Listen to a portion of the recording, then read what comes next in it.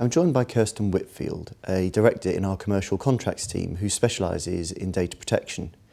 Kirsten's going to be discussing the draft regulation published by the European Commission on data protection. Kirsten, I think the draft regulation was published in January 2012. There's been some debate since then about implementation. Can you tell us where we are with that now? Well, yes, there has been some speculation that the regulation will just fizzle out and not happen, but it's just that, speculation. There's been such an amount of work from the European Commission, the parliamentary committees and member states, and such an amount of debate about it that I think it will go ahead. It's certainly high profile at the moment, isn't it? It certainly is. As and when those new regulations do come into force, what are the key changes likely to be? Well, importantly, this regulation will come in with direct effect, which means that there won't be any national implementation, unlike with the directive where it was implemented into our national laws. So in the UK, that's the Data Protection Act 1998. Many of the current principles that we have under the Data Protection Act will remain the same, but what will change is that they'll be toughened up and they'll get stricter than they were before. There's also going to be some new things coming in. For example, mandatory security breach notification, mandatory data protection officers. There's a new right to erasure of your data or right to be forgotten. And also a right to portability of your data, which is you being able to ask as an individual to have a copy of your information in a certain format, or for that information to be passed to a new service provider. What will be very important for service providers to the public sector is that for the first time, service providers who are data processors will be caught directly by these data protection laws.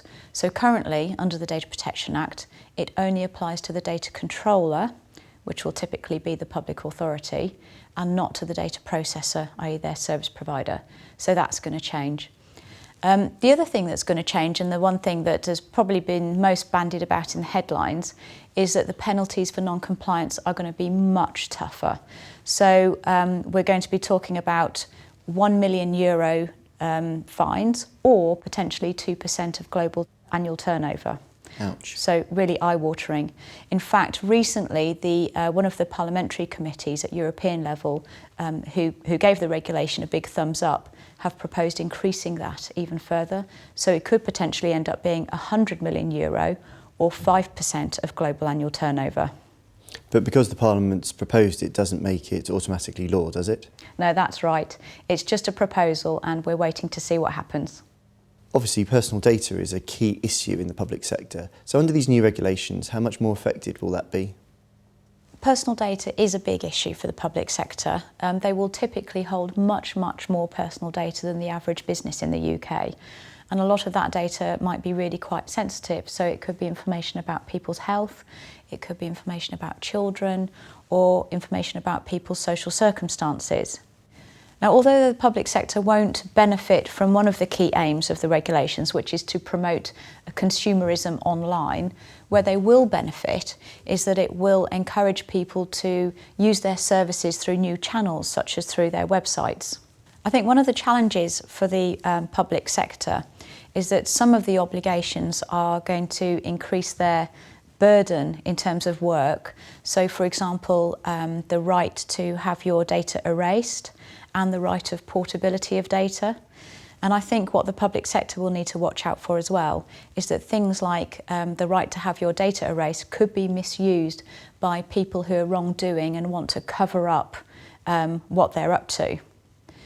But the good news is that in many ways the public sector are probably doing a great deal in terms of complying already. So many of them will have data protection officers anyway, which is one of the new requirements.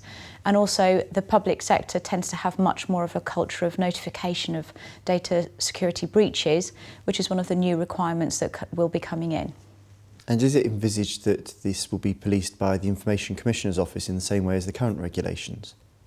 It will be policed by the Information Commissioner's Office, but it may well be policed much more strictly than previously. So how do these new draft regulations impact or overlap with existing Freedom of Information Act laws and requirements? Well, freedom of information and data protection are really two different sides of the same coin. And the public sector has been grappling with both sides of the coin for many years. So they'll be used to getting requests for information and grappling with the question of whether actually the information requested is personal data and therefore should it actually be dealt with under data protection. So for many years they've been scrutinising the question as to whether something or information requested is or isn't personal data. So one thing that the public sector will need to watch out for when the new regulations come in is that the definition of personal data may well become wider. So at the moment, our definition of personal data in the UK has been shaped by guidances from the Information Commissioner and also some key cases such as Durant. Now when the regulations come in, that may well change and we may go back to a much wider definition simply of its data relating to an individual. Do you have any key tips for us on reducing data risks? Well, we don't have a finalised draft yet, so I wouldn't advise trying to future-proof what you're doing.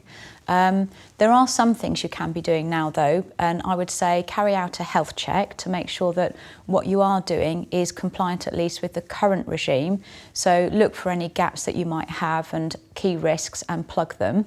And that will get you in good shape for when the regulations do come in, and that leap to the new regulations won't be quite as great.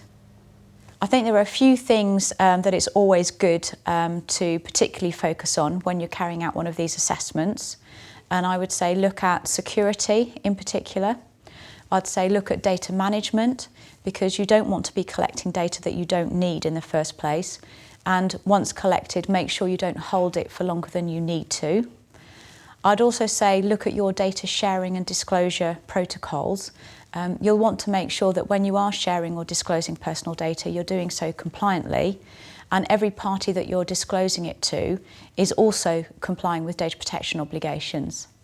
If you're the service provider, you need to start thinking seriously about this risk that for the first time you could well, as the service provider, be directly liable for breaches of the data protection regulation. Is that something that can be dealt with in a contract? You could try to deal with it in a contract to an extent, but the liability could come directly from the regulator. So if you're in breach, you may find that they come after you directly rather than the public sector provider. And finally, do we have any idea on when these new regulations might be brought into force as yet? Well, it's been delayed and delayed and delayed.